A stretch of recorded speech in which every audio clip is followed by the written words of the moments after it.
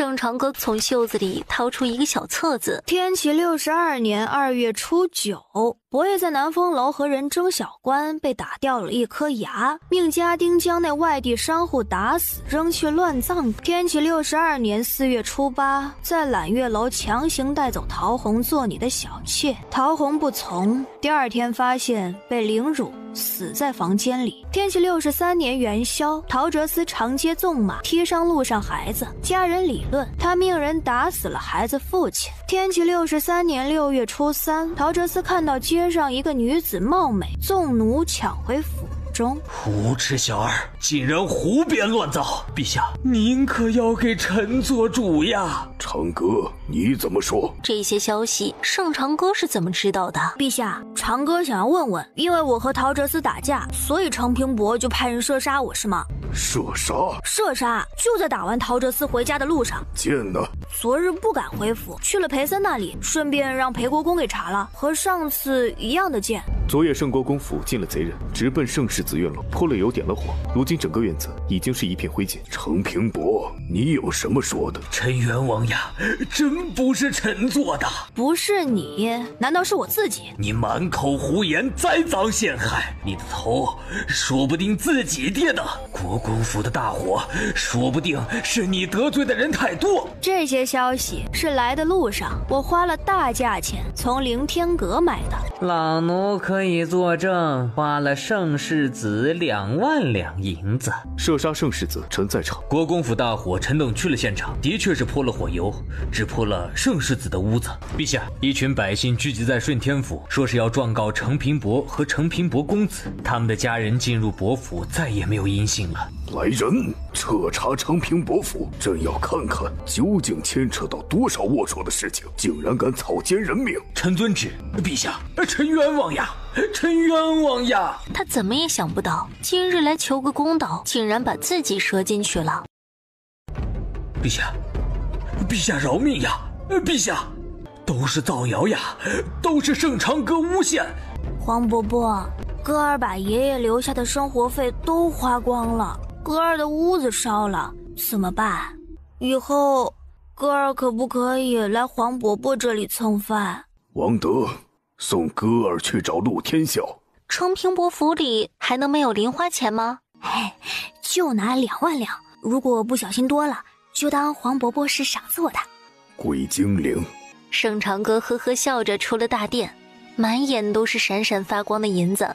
陛下，陛下不可呀，陛下！大殿里的人面面相觑，然后不由得都在心里发誓，回家管好下属，赔不起呀。带程平伯下去。程平伯府那是一个热闹，锦衣卫已经围了整个府邸，府里的莺莺燕燕都被赶在大厅里，就连躺在床上的陶哲思都被抬了出来。盛长哥进来的时候，大厅里连下脚的空都没有。你来做什么？陶哲思还不明状况，以为盛长哥是来赔罪的。陶哲思，你还活着呢。盛长哥，你如果下跪道歉，然后自断一臂，把妹儿亲自送来，小爷也许能够饶你一命，不然你今天别想从这里出去。真吵！如果本世子不呢？定然是陛下让你来的。盛长哥，你敢不道歉吗？不要以为你盛家就如何，我程平伯府也不差。来人，给小爷打断腿跪下！你似乎没睡醒。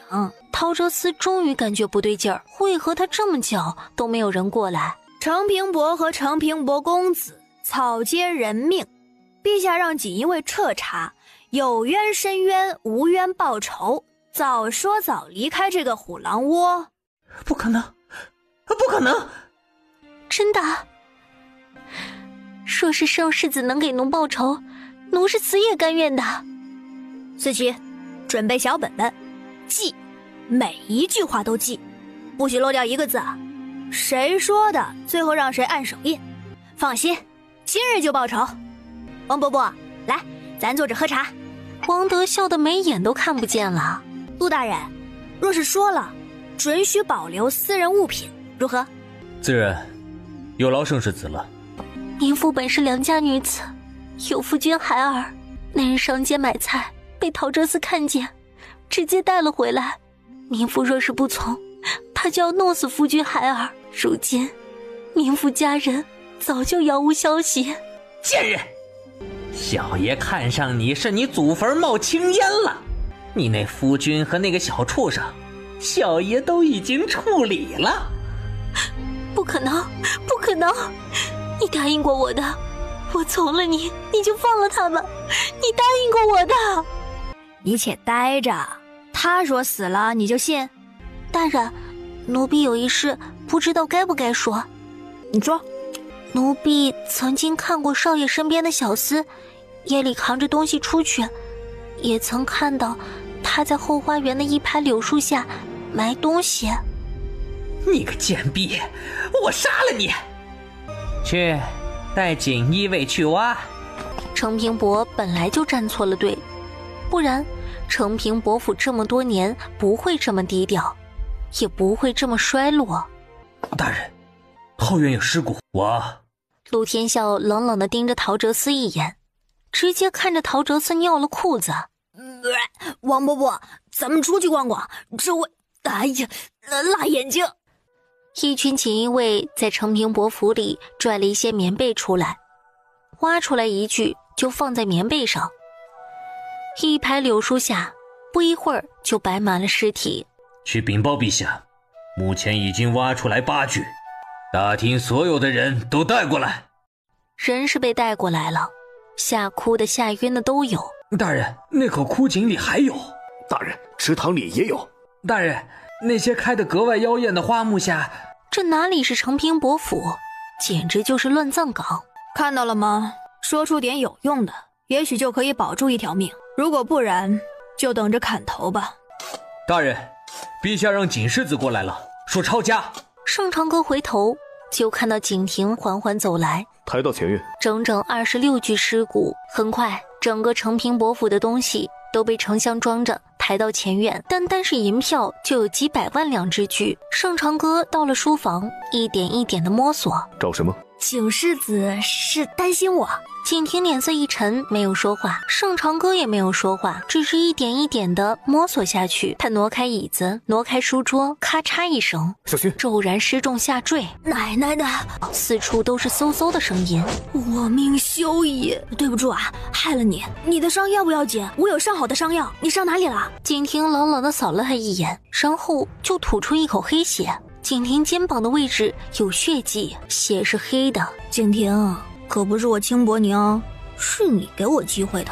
用力地挤出伤口的血水，然后直接用嘴去吸。盛长歌知道这样他有中毒的危险，但是吸出来越多，景亭就越安全。景亭醒来的时候就发现盛长歌手脚并用的抱着他的腿昏睡着。景亭神色复杂的看着盛长歌，他伸手试试盛长歌的额头，似乎有点发烧，头顶上严丝合缝的透不出一点光亮。突然从后面来的丝丝缕缕的凉意，思琪和听风在外面急得团团转，任凭他们怎么折腾，那个地下的洞口再也没有打开过。陆天笑奉命带着程平伯和陶哲思过来。怎么打开？不知。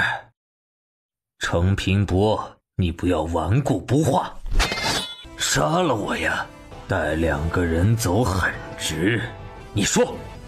我没有来过书房，我不知道。程平伯，如果你不说，就先看着你的儿子死。这样的逆子死了也就死了，本伯爷也不是后继无人。爹，你不管我了，我是你最疼爱的儿子呀，我是你唯一的儿子呀。滚开，蠢货！拆屋子，掘地3尺。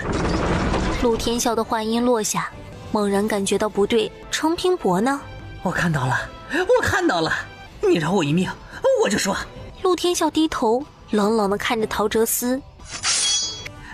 不要杀我！我说，他就轰隆一声掉下去了，一下子就不见了。封闭整个程平伯府，任何通道，包括狗洞，范围扩大到方圆5公里。在他们3个面前逃了，那对于他们就是最大的耻辱。拆书房，掘地3尺。屋顶被拆了，墙壁被一面一面的推倒，推倒的墙壁里竟然还藏着金银珠宝。众人惊异无比，程平伯是有些资产，但是父子二人挥霍无度，不可能富裕到这个程度。屋子下面是特别大、特别厚重的石头，没有机关，撬是很难再撬开的。沿着石头周边清理，看看究竟把石头铺到了哪里。与此同时，京城的一处高塔上，如何？程平伯府被抄，尸骨被挖出来了。景亭和盛长歌掉入密室，程平伯也借着密道逃脱。叫人跟紧了，密室里不能留下任何把柄。至于程平伯，先跟着看看有没有留后手。是。那个人悄无声息地退了下去。盛长歌越来越有趣了。盛长歌在冰火两重天里悠悠醒来，他的身体一会儿如同浸在冰水里，一会儿如同放在烈火上炙烤。难道我已经死了？哎呀，刚刚就应该趁机摸一摸景亭的脸，就想着吸毒了。不知道这阴间有没有后悔药？去看眼前浮现的景亭的脸，做鬼也要摸一摸。啪嗒一声，哎呦，疼！疼？他没死，所以面前的这个人是真的，不是幻觉。看在我给你吸毒的份上，让我摸一下。本世子没有嫌弃你脏，没有惩罚你随意碰触本世子，你就应该偷笑了。景亭，你能不能有点同情心？我救你一命，你还我一命，要什么同情心？你最好吃了药起来走，不然就真死了。你就不能早点给我吃了？离我远一点，脏。矫情。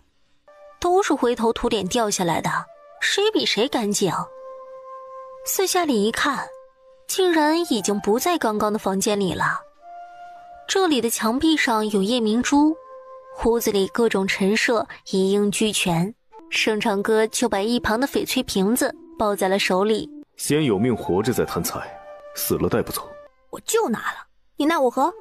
景亭挑了挑眉，并不说话。他在屋子里搜寻机关，烟雾的味道越来越重，吸进去一口就感觉呼吸不畅。走到石门边，把双手贴在石门上。外面火势不大，可能烟比较多。原来不是不学无术。你小看我。嘿嘿，你是不是心悦于我，所以一直这么关注我？本世子是正常的男人，自然只爱女人。哎，好忧伤啊。若是我能为你男扮女装呢？景亭的回应是径直转身，在屋子里找机关。景亭，京城贵女，你有没有心悦的人？我帮你追来啊。你呢，让我摸一下就好。背上是肌肤如玉的，不知道这脸上是不是？景亭盯着盛长歌脸上猥琐的神情，收起你龌龊的想法，想着怎么讨命吧。你还有策论呢。生死攸关，你竟然还能记得让我背策论？万一死在这里，背策论有什么用？死也是要完成的，不如你趁着现在还没有死，把昨晚让你背的背给我听。你欺负人，都快死了，你还这般无趣，你不怕以后脱生成木头？那不是你该操心的，你该操心的是背不出来挨揍。变态！没你变态，还准备喜欢男人？盛长歌真要流泪了，他喜欢女人，事情才大了好吗？看到景亭拿着小条子步步逼过来，不要打我背！景亭却是冷哼一声，用力按在墙壁上的一块石头上。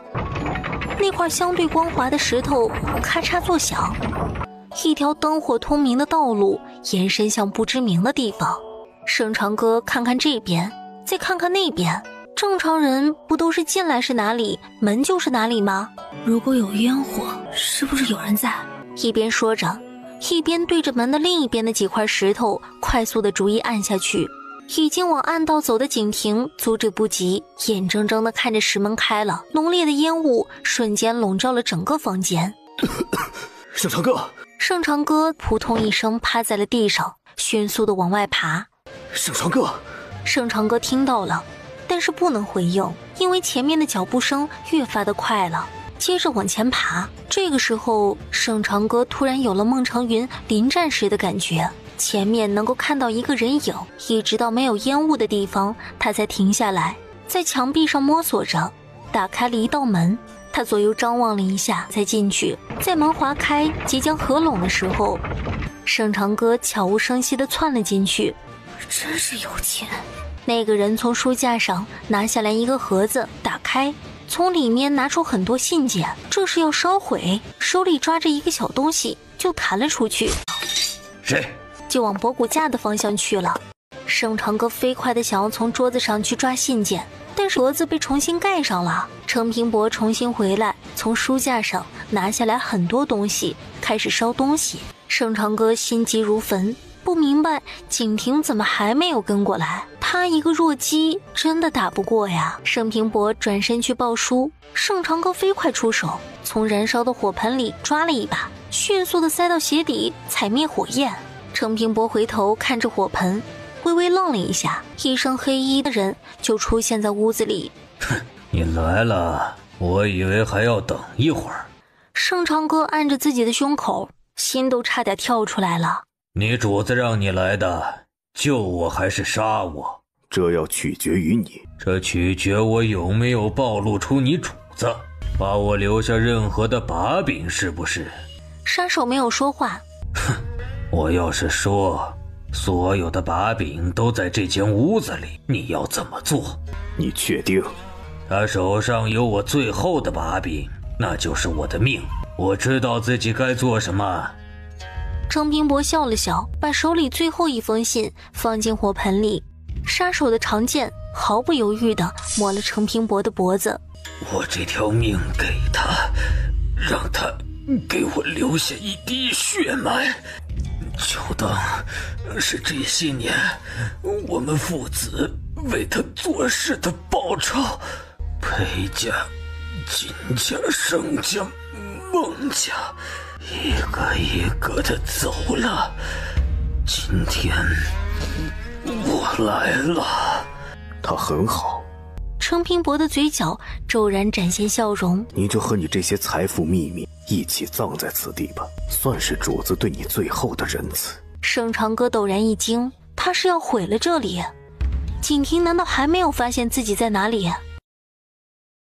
那个杀手开了门走出去，盛长歌在门合上的时候立刻往外扑。他低头看着火盆，信纸上的字也是忽明忽暗。促圣慎之去凉州战场，万事已备，只待人来，可用晚清。盛长歌索性把整个盆倒扣，截断虎城、孤立梦、促景明、用晚清、汝儿、若他日、荣华一、榆木风俊、群山中、今交留心，万不可泄露行迹。他似乎发现了惊天秘密。他转身翻腾程平伯的身上，什么都没有，唯一有的就是手上戴着的一个戒指。盛长歌伸手就把那个戒指拿了下来，听到门口传来了响声，他就连滚带爬地躲回原地，同时把程平伯的手放在火盆的边上。来的不是景亭，而是那个杀手。他在程平伯的手上翻腾了一圈，然后看着四周。出来！盛长歌一个哆嗦，砰的一声响，那是他放入怀里的翡翠瓶子。不管你是景亭还是盛长歌，今日必死！盛长歌直接往一边一滚，堪堪躲过了第一剑。盛长歌，地狱无门，你偏来！阎王爷不喜欢我，奶奶的，这是什么鬼速度？只听哗啦一声，刺偏了。金丝软甲，我有兴趣。什么金丝软甲？明明是他的翡翠瓶子！推倒波古家就跑。景亭，救命！一边猛按机关，一滚到一边，长剑贴着他的后背划上去，头顶的发冠被挑走，一头长发瞬间披散下来，长剑再次奔着盛长歌的脖子过来。盛长歌已经来不及反应，我命休矣！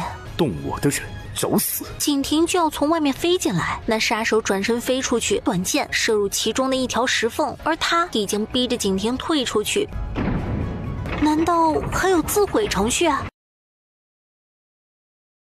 盛长歌连滚带爬的钻到大书案和墙角形成的夹角里，抓一摞书挡在头顶，轰隆一声，整个暗道就开始崩塌。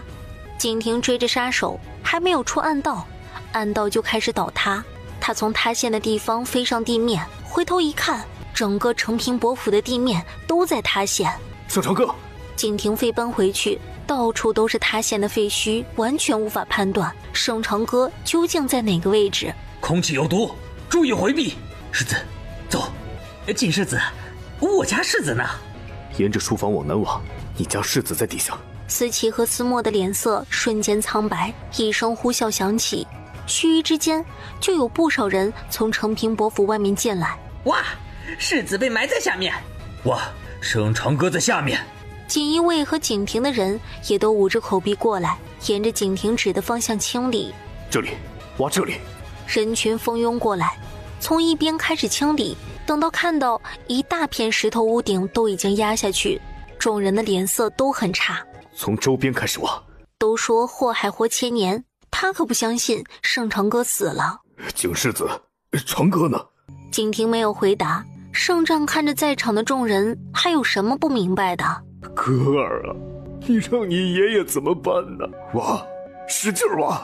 他自己也手脚并用，开始挖掘。锦世子，石头太大，希望渺茫。石头大，人可以抬起来，没见到人之前不会停止。挖，挖，一定挖出来！思琪和思墨不吭声，只是手上的动作并没有停下。毒气！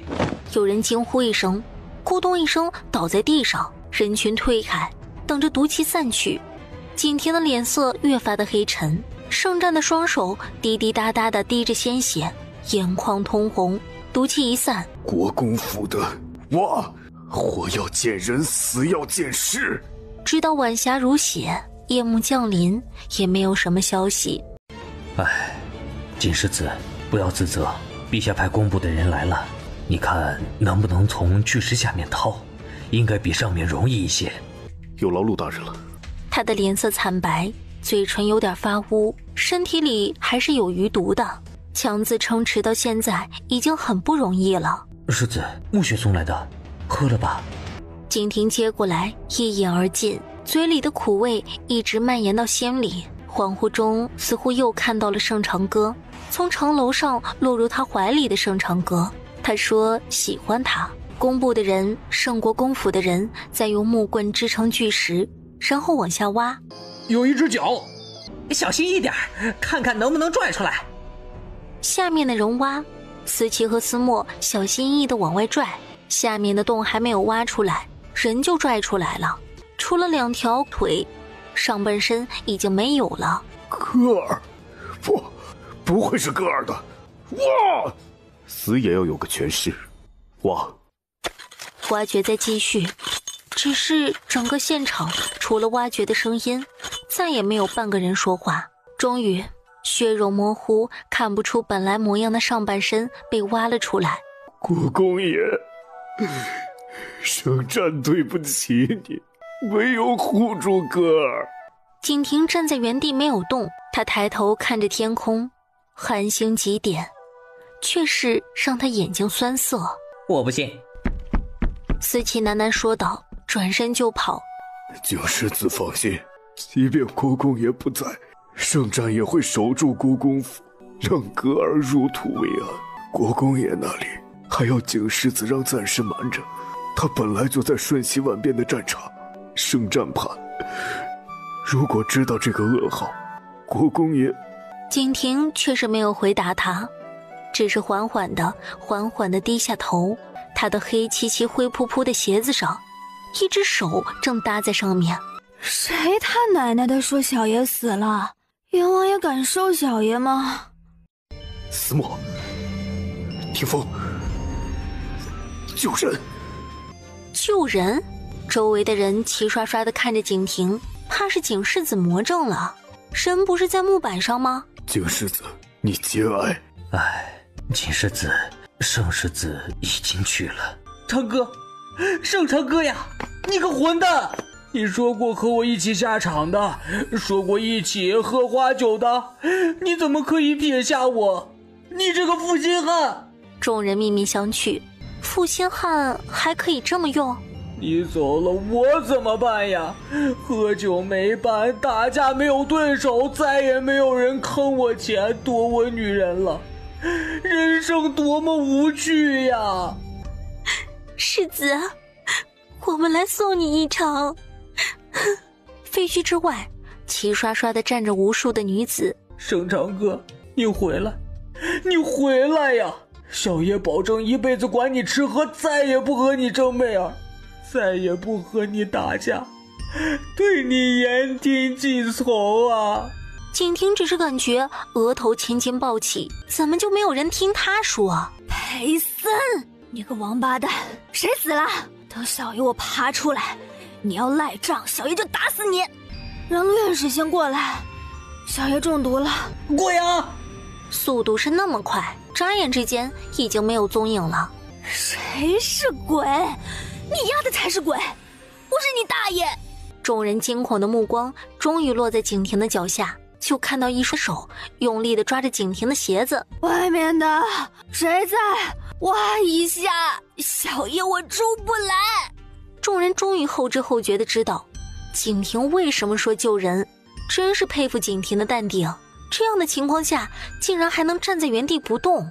思琪和思墨颤抖着双手就去扒一边的碎石头和泥土。景婷的脚边终于被掏出了一个洞，盛长哥终于披头散发灰头土脸的从那个狗洞里爬了出来。思琪，你就不能掏大一点儿？你让你家爷钻狗洞！盛长哥一肚子火，谁被死了一次还是血肉模糊的死，心情都不会好，哇的就吐出一口鲜血。陆院士，快看看，药香药香！然后盛长哥被按在硕大的石头上，寒光闪闪的银针就扎了下去。等什么等？你不知道自己中毒了？再晚一会儿你也爬不出来了，这里就是你的坟墓。陆大人，我的钱呢？陆天笑嘴角抽搐，从怀里摸出2万两银票给了盛长哥。皇上说你能拿多少就拿多少，不许人帮你，拿了就是你的。2万两银票刷的给了思琪，分给那些死者的亲人。接着对国公府的人说：小的们，巨石之下有财宝，掉套啊！盛战站在木板旁边，他似乎还没有从震撼中醒过来。叔父，多谢你，我没事。没事就好，没事就好。那这个程平伯。盛战还想再问什么，只见盛长哥已经投入到寻宝的行列。这里，从这里挖下去。思琪和思墨听令行事，果然掏出了金银玉器。那个柱子扒开。盛长哥两眼冒光，终于要发财了呀！只要玉器和金子、银锭子，那是看都不看一眼。陆大人，我总是感觉这个屋子底下有东西，不然让工部也来帮忙。陆天笑连连点头，那就挖吧。盛长哥大手一挥，承平伯府的大厅被挖开，祠堂的地面也被清理出来。承平伯府的房间地砖下都是用银子砌成的。盛长哥扫了思琪一眼，来帮陆大人搬银子。银子是搬走了，一车一车的运走了。但是盛国公府的人衣服里也都是鼓鼓囊囊的，盛长哥背着大口袋，简直就是笑眯了眼。小的们回家。盛长哥，你不能回去。哦，景世子舍不得我走。你爷爷走的时候可是把你托付给了本世子，为了你的安全，从今日起你就住在景王府。不行，虽然他肖想景婷，但是策论什么的无穷无尽，他再也没有自由可言。听风。听风立刻上前，一把夺下盛长哥的布袋子，然后另一只手拎着盛长哥。盛世子，陆院士说你要好好休养，你的院子都被烧了，最近又遇到刺杀，不如住到景王府。思琪，思墨。景婷手里的小条子唰的就抽了出来。思琪和思墨面面相觑，那是国公爷的小条子，在景婷的手里一样的好用。于是盛长哥就被这样生生的拎走了。我的袋子呢？听风立刻扔给盛长哥一个布袋子。我的金银珠宝呢？你不就是有个袋子，哪里有什么金银珠宝？景婷，做人不能这么无耻。明明陛下都说他拿的就是他的。我的钱呢？盛世子从今天起不用外出，笔墨纸砚吃喝住行，本公子会记账的，回头找国公爷报销。景婷，你还我的钱！啊，你欺负人！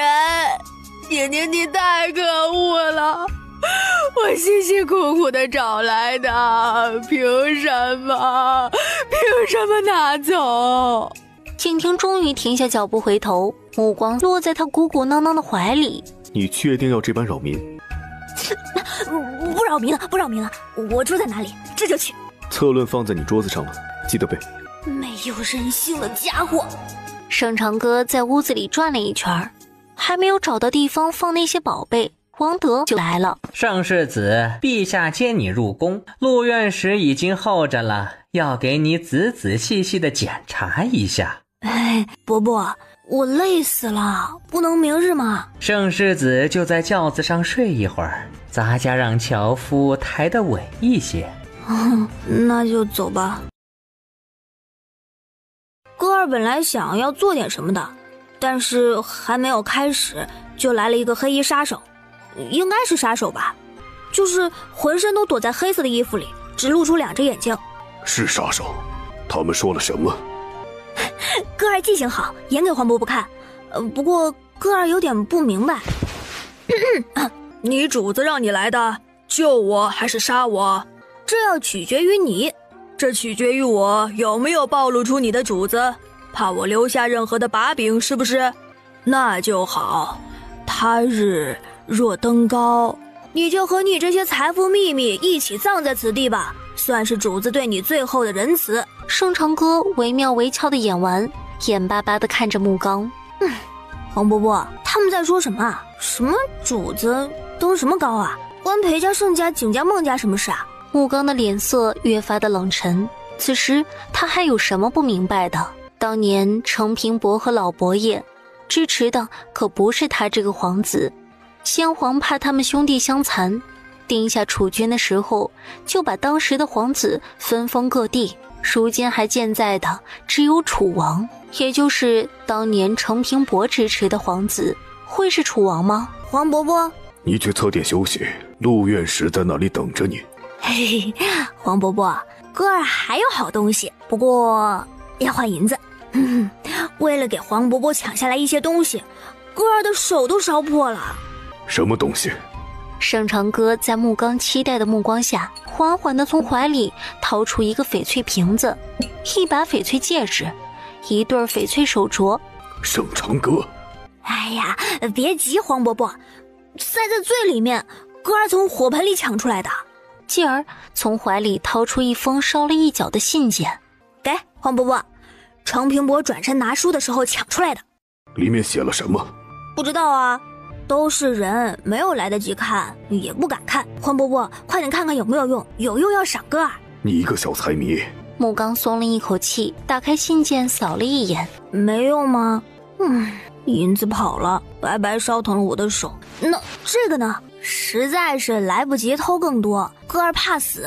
程平伯好厉害的样子。木刚接过来翻了翻，竟然是一本地图。你胡乱抓的？不是，哥儿捡着能够着的最破的抓的，最破的就是经常用的，就像是人经常穿的衣服一样，会破，经常用，要么是喜爱，要么是重要，所以哥儿厉不厉害？哥儿啊，你是朕的福星。王德，再给拿5万两。嘿嘿，黄伯伯，哥儿去处理伤口睡觉了，你也早点休息。木刚看着消失在门口，脸色一点一点的黑沉下来。陆院使会不会留疤呀？知道担心就保护好自己，都是伤疤多难看呀。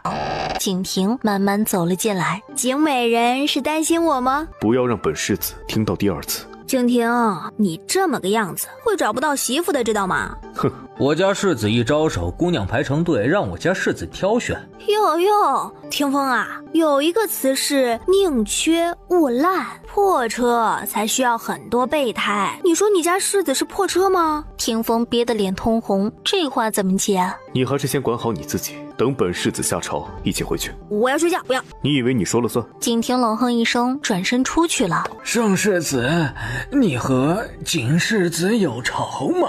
哈，就是想摸摸景婷，看看脸是不是如玉的触感。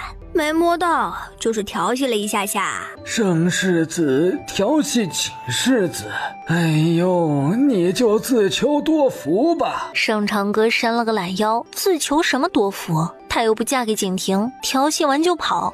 盛长哥，怎么地震了？有刺客！一个娇俏的女孩子气鼓鼓地站在盛长歌的面前。你住到景王府去了？你喜欢景婷？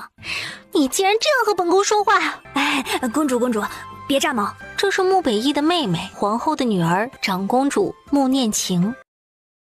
你为何住到景王府？是不是想要对景婷图谋不轨？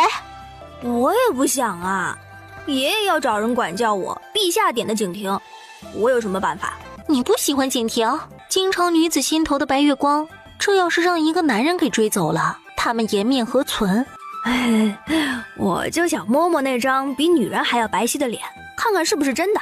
真猥琐！你确定你不喜欢景婷？我喜欢美丽的小娘子。盛长哥，你不要痴心妄想。盛长哥傻眼，这到底是多自恋呀？那你能不能帮本宫的忙？追景婷？你知道景婷喜欢哪个类型的？整个京城能和景婷说上话的女人只有一个。是谁？景世子。喏，就是他。盛长哥，盛长哥。此时盛长哥已经趴在门口的柱子后面，津津有味地看着面前的养眼画面。景世子，好久不见。长宁郡主，不知道今日会遇到景世子，否则就将之前借过的书带来了。改日也是一样。尚有一两处不明白，改日请教景世子。长宁郡主微微扶了扶身子，就带着人往后宫而去。盛长哥站在柱子边上，看着公道，微微勾唇笑了。你笑什么？果然是郎才女貌，一对璧人。什么郎才女貌，一对璧人？明明就是一肚子心眼儿。去后宫这里又不是必经之道，谁不知道这个时候官员散朝？所以这就是你要学的。人家怎么就能说上话，还说得恰到好处？什么意思啊？你可不要坑本宫，本宫会打断你的腿的。所谓借书，一借一还，就是2次相处机会。还书不理解还可以请教，说不定还能登堂入室的请教。你呀，太嫩。景世子。公主，果然是差别对待。盛长哥心里感叹。你很闲。不闲，一点都不闲。哎呦，本世子要睡觉，困死了。你做什么？世子说了，接盛世子回景王府。我不。打不过，挣脱不开，盛长哥就被拖着往外走。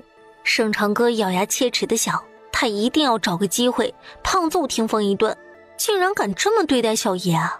景世子留步，皇后娘娘请景世子一叙。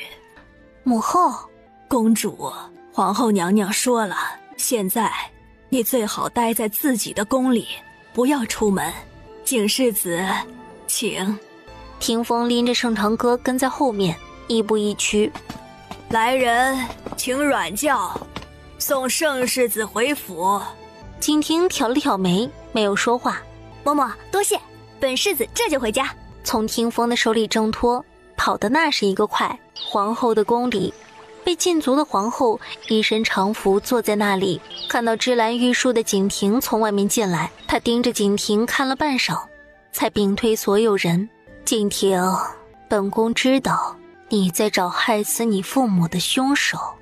景婷目光凌厉地看着他，哼，本宫知道你不是一般人，你若为本宫做一件事，本宫告诉你一条线索。这是交换条件？自然，你也可以不答应，本宫就当没说。我答应。景婷勾了勾唇角，转身往外走。她想要什么，景婷知道；景婷想要什么，她也清楚。盛长哥出门就雇了马车，径直去了槐树街。他很清楚，黑衣人跑了，后续等待他的只怕是不死不休的刺杀。哎呀，公子，你来了！哎呦，这怎么又受伤了？婆婆，没事儿，让真娘来见我。思琪和思墨很快就来了，就看到盛长哥站在窗口，也不说话，感觉有时候面对盛长哥比面对盛国公还有压力。真娘很快就来了，公子。盛长哥转过身，把身上的珠宝银票都掏出来，该变卖的变卖，怎么用你看着办。让思琴出来。几乎是眨眼之间，思琴就站在屋子里。我有事情让你们做，可能会很危险，而且现在我也不会给你们解释为何要这么做，你们做吗？做。思琪，你拿着这些东西走一趟成安，务必亲手交给爷爷，保护好自己。现在出发。世子爷，你要的资料。思琪放下一本小册子，转身离开。真娘，让你的人留意承平伯府每一个人的去向，可能会很危险。无论什么时候，你们的生命是第一位的，宁可错过，不可伤了自己。啊，公子放心，不要让凌天阁发觉。思琪，你守住这里，任何可疑人出现都直接斩杀。最近让孩子们不要乱跑，你可以开始培养孩子们基本的自保能力。这2张地图，一张在京郊，另外一张在远一点的地方。你先去看图上标注出来的地方有没有什么异常，这是很危险的事情。若遇到危险，你是第一位的，我不需要任何用生命换取来的东西，知道吗？这样，你身边就没有人了。哼，景婷不会让我死了，木刚也不会让我死了，放心。思墨点头，转身就走，屋子里静默一片。没有人问他为什么对承平伯出手，大抵都会以为是因为和陶哲思在揽月楼打架。在成安的时候，孟长云见过太子的长随和一个人喝酒，那个人孟长云在承平伯的身边见到过。盛世子，你怎么到了承平伯府的？我们一大批孩子都是有人从各地拐来的。谢谢世子爷，这里真好。好好养养，本世子不喜欢黑黢黢的丫头。小丫头一蹦三跳的走了。思琪，查查拐来是怎么回事。该走了。景王府虽然不想去，但是景王府最安全。世子爷，盛长哥在明月楼喝酒。拎回去。想了想又说，去明月楼。明月楼久负盛名，后面的主子却无人得以一见，一向是众说纷纭。好酒，好喝吗？你阴魂不散啊！盛长哥瞬间就感觉自己手疼屁股疼。那个景世子，你也喝明月楼最好的酒菜。来来来，我请客。景婷拉开远处的一张椅子坐下，盛长哥接着捧着酱肘子奋战。你为什么要对承平伯出手？自然是因为陶红啊！你不知道，在媚儿之前，陶红可是我的红颜知己。何况陶云是那个混蛋，又来抢媚啊！我以为就是那些草菅人命的事情，谁能想到承平伯府还有这等秘密？什么秘密？你失忆啦？景婷眉头微微皱起，目光冷了几分。那26具尸体不是，那26具尸骨不是秘密，那富可敌国的财富不是秘密，还是那杀手不是秘密啊？和陛下说了什么？我为何要告诉你？景婷笑了笑，掏出一沓银票放在桌子上。说吗？盛长哥怒瞪，拿他的钱来收买他。景婷又拿出一沓，按在上面。确定不说？小爷我是那缺钱的人吗？景婷慢条斯理的又掏出一沓。反正也瞒不住，现在说有钱，一会儿可能一文都没有。你确定你有钱付账？盛长哥一惊，连忙去摸自己的身上，荷包已经不见了。小爷赊账。盛长哥脸色涨红，笑意不在，端起酒杯一饮而尽。如果是为了孟长云报仇，我想我们可以合作。你什么意思啊？谁说我为孟长云报仇？难道不是？怎么就是了？不管是出于同病相怜，或者其他原因，你把孟家定在功劳簿上，让人不敢动分毫。孟启一家赶出镇国公府，太子被夺去储位圈禁，老太君过继一位扛起镇国公府，难道和你无关？哼，你说是就是吧。你呢？为何给他报仇？为了报仇。为了给谁报仇，他没说，盛长哥也没有问。嘿嘿嘿，银票，或者让我摸一下，我可以告诉你。奶奶的，忘了自己一杯倒的酒量了。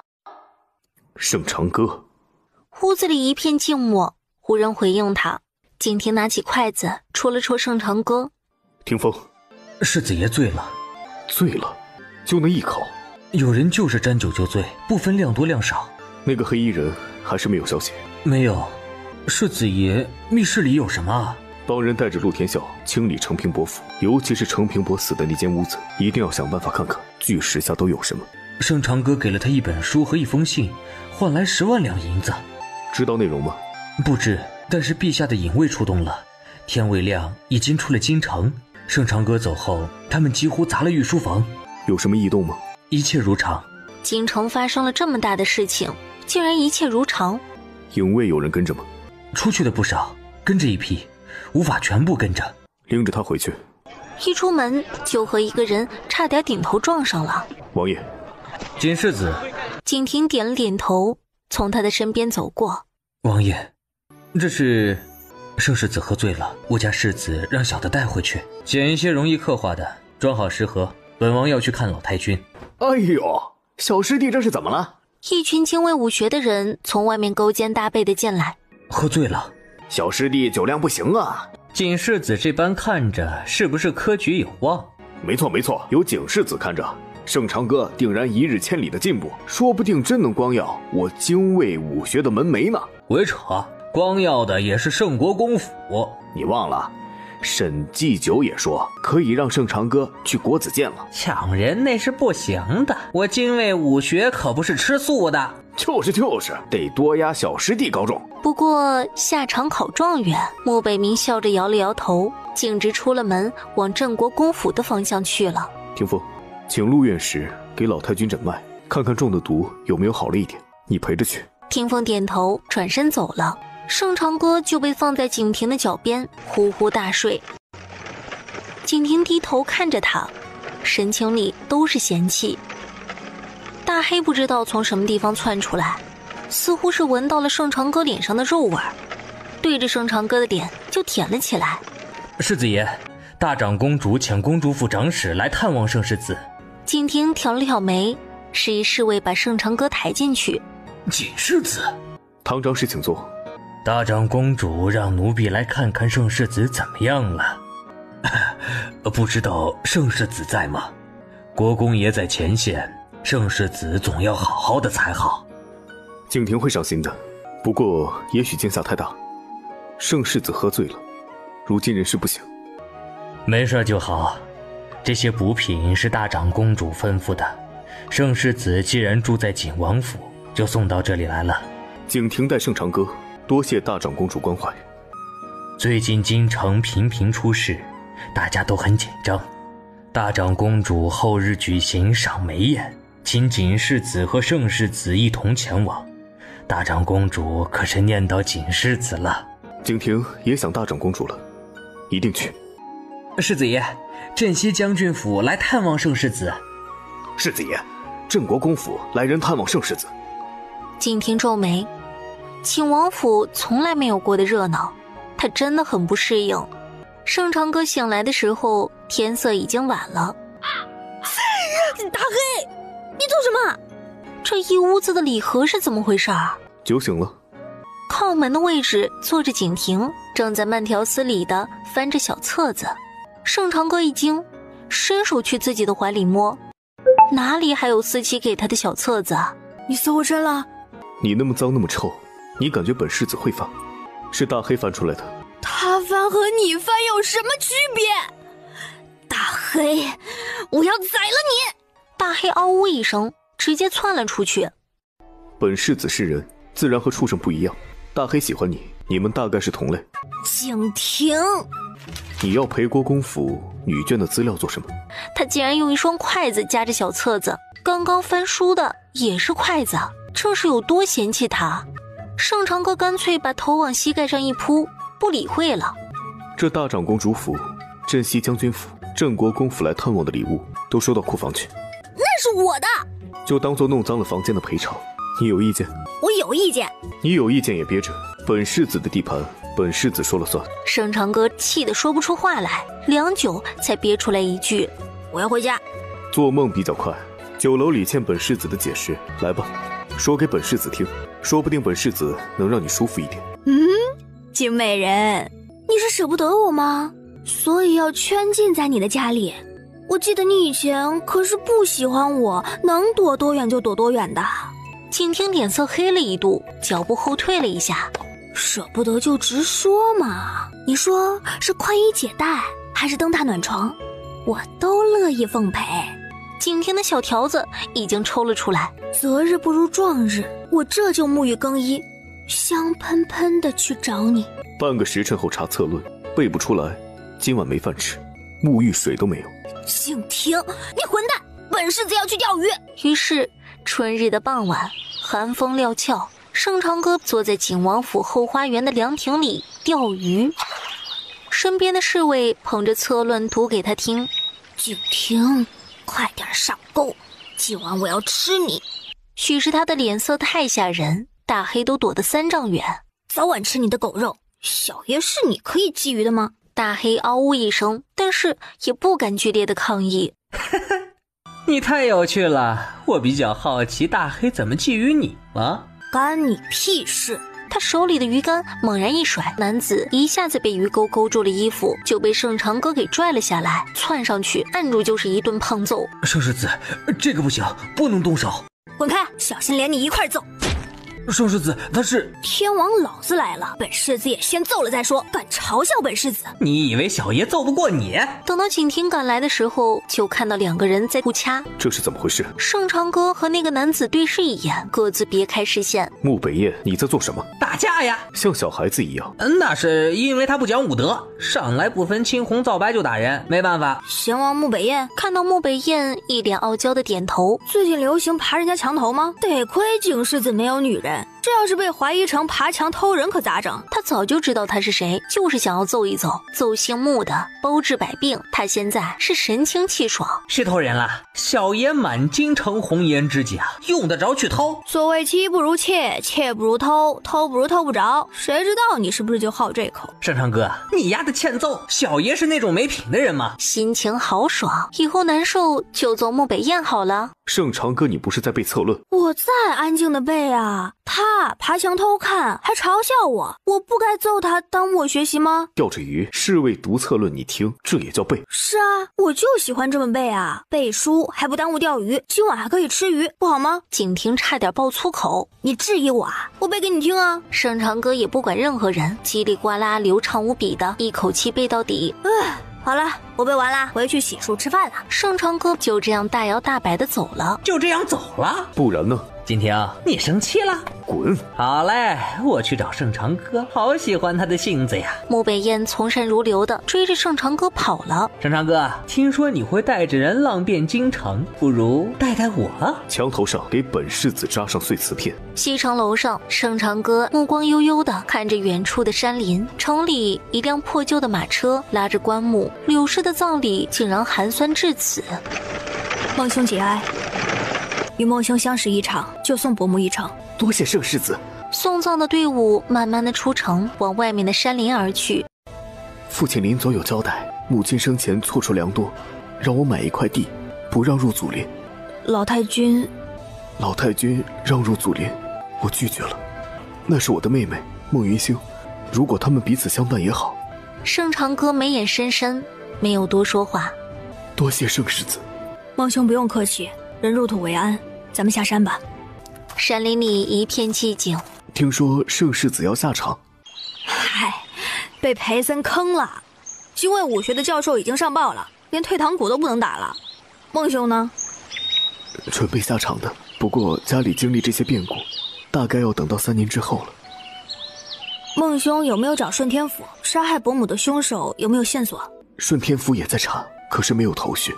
可恨我只知道两耳不闻窗外事的读书，竟然不知道家里发生了那么多事。如果知道，唉，总会水落石出的。我会查出来真相的。如果有需要我帮忙的，就说一声。盛长歌胡思乱想的走着，突然就停住了脚步。怎么了？盛长歌脸上的神情戒备，转头看着后面的山林，直觉告诉他有人盯着他。破空之声传来，趴下！一把推开孟云清，自己就地一滚，2道黑影凌空而起，径直扑向羽箭射来的方向。景亭的人，他就说今天怎么就那么容易出府？走吧。盛世子你杀我的连累你了，回吧。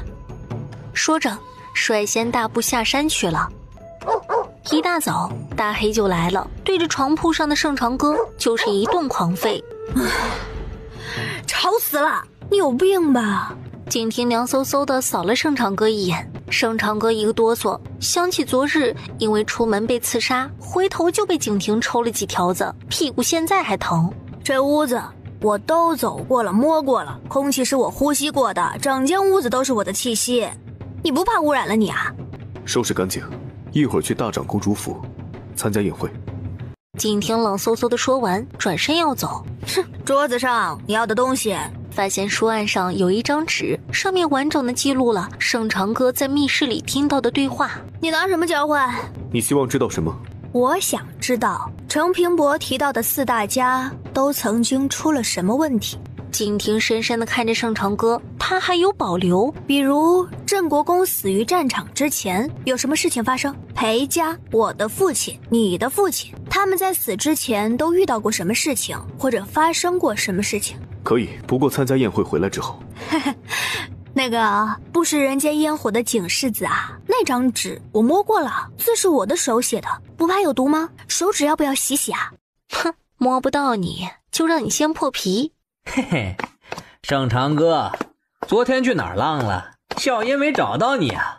盛长歌还没有出景王府，穆北燕不知道从什么地方窜出来，并且一直跟到了马车旁。我去，盛长哥，你一个爷们儿骑马不香吗？竟然娘们儿唧唧的坐马车！穆北燕吐槽道，一边往马车里爬，下一秒他就被伸出来的一只脚直接踹飞了。盛长哥，赫然是景亭的。盛长歌走到马车边，翻身上马。穆北燕欲哭无泪，不知道回头景亭怎么报复。你太过分了！哼，看见你就想揍，小爷没有亲自动手，已经是非常尊重你了。穆北燕无语，昨天打架难道不是势均力敌，恩怨两清吗？怎么还记仇？你说这个宴会有什么意思？一堆色眯眯的男子，一群矫揉造作的女子配对玩，有意思吗？大长公主听到了，估计要别你。哎，盛长哥，你没有心仪的女子？心仪景美人算不算？景美人儿怕是不喜欢你，所以啊，了无生趣。你喜欢景美人什么？我的手对景亭有执念，见到她就想摸一下。成功了吗？从未成功过。放心兄弟，以后哥哥帮你。同时惊跳起来，差点把他们摔下来。他们身后的目光特别冰冷。大长公主府门口简直不要太热闹，这是每个人都要走出颁奖典礼的感觉啊，就差一卷红毯了。你说什么？你看看那些人，像不像一只只花蝴蝶，呼哧呼哧的飞，唯恐别人看不到。像，咱们是不是大扑棱蛾子？你滚，麻利的滚。景世子来了。门口的人呼啦啦的聚集过来，只留下中间很窄的一条通道。景亭扫过眼前的盛况，眉头微微皱起。你的景美人似乎不喜欢小娘们儿，习惯了吧？景世子。景亭微微点头。哇，好美啊！我感觉景世子要晃花我的眼了。景世子要是能看我一眼，我死而无憾了。景世子要是愿意和我说一句话，我此生不嫁都行。一众人七七八八的小声的在景亭的后面嘀咕，似乎要将景亭生吞活剥了。景世子，长宁郡主，借你的书，今日带来了，多谢景世子。长宁有些地方不明白，已经写了下来，若是景世子有空，还请指教一二。景亭点了点头，盛长歌耸了耸鼻子。他留意到景亭和长宁郡主的距离不足3尺，而且刚刚两个人摸了同一个盒子。景亭没有后退，没有擦手，他真的喜欢长宁郡主。喂，你就看着他们相谈甚欢？盛长歌蒙圈了，和他有什么关系啊？你说过帮本宫的。不要暴躁，你看看，羡慕嫉妒恨的一群人，有人出头就好，枪打出头鸟，你着什么急啊？可是她是京城第一才女。放心，才女和才子未必能到一块儿去。盛世子，你热笑在身就来参加宴会，真的好吗？盛长哥，你是嫉妒了吗？本公子的帖子带着云清过来散心，你有帖子吗？别一会儿被赶出去。盛长哥还没有说什么呢，沈之文就跳出来。云清，走了，和他说话，你也不怕脏了自己，还大言不惭地参加科考，不怕连个字都写不出来丢人吗？哼，说的好像你能考上似的。云华，你说谁呢，男人婆？哼，笑人不如人，单单是城门口盛世子的几连问，还有陆记那日的诗作，你来得了吗？就凭他，不知道哪里抄来的。你也抄一个来看看。嫉妒人家是正常，诋毁就是人品问题了。盛长哥差点拍手，这个姑娘太猛了。云华，你不会喜欢盛长哥了吧？我敬仰盛世子，如何？有问题？敬仰还是爱慕？女子名节大于天，今日要是说出来爱慕，云华的名声就毁了。你也不要有那等龌龊心思，单凭盛世子轻易成花送佳人归去，就值得我等女子敬仰。是，我等也敬佩盛世子。沈祭酒知道你这般龌龊吗？有能耐下场去试试，何必这里言语污蔑？就是，咬人的狗不叫，没能力的才会到处汪汪汪的虚张声势。下场试试就试试，他敢吗？我怕你不成。盛世子，我们支持你。盛长歌墨，这什么情况？怎么就干起来了？哼，口说无凭，立字为证。我不赌什么？你丫的凑什么热闹？小爷被你坑的还不够惨？谁坑谁啊？你说赌什么？不管是不是状元，谁名次低，谁脱光衣服在晋阳大街上跑一圈。不行，我不同意。然而根本没有人理会。立字为证，谁输了谁跑。谁立谁跑。盛长哥转身就走。你这身无四两肉小身板，怕是没什么看头呀。你给小爷滚！京城生活果然不会太无聊，他喜欢盛长歌。裴森，你起小爷的名字干嘛？小爷没有同意。